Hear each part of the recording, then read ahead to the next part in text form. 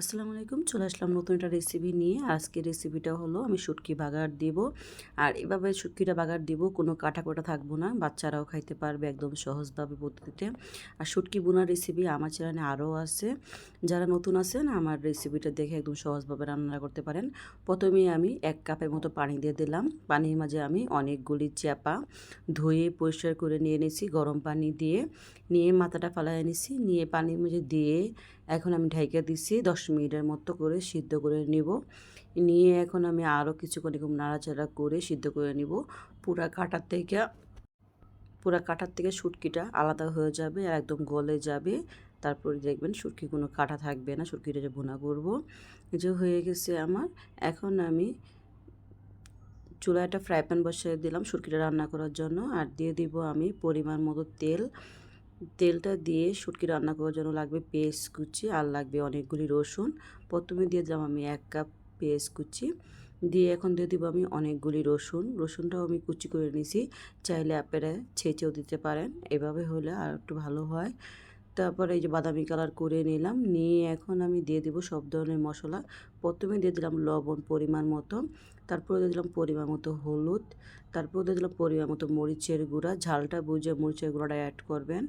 আমি একটু মরিচের গুঁড়াটা বাড়াইয়াই দিলাম, কিন্তু ঝালটা একটু বেশি খাবো তাই।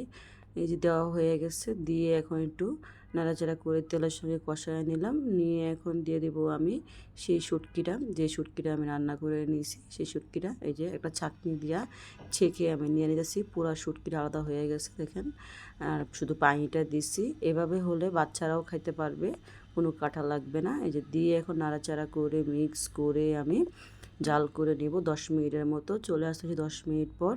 10 মিনিট হয়ে গেছে, এখন আমি একটু নাড়াচাড়া করে একটু মিক্স করে নেব। এই যে এখন আমি আবার 5 মিনিটের মতো রান্না করে নেব। আমার শুটকিটা রান্না করা হয়ে গেছে।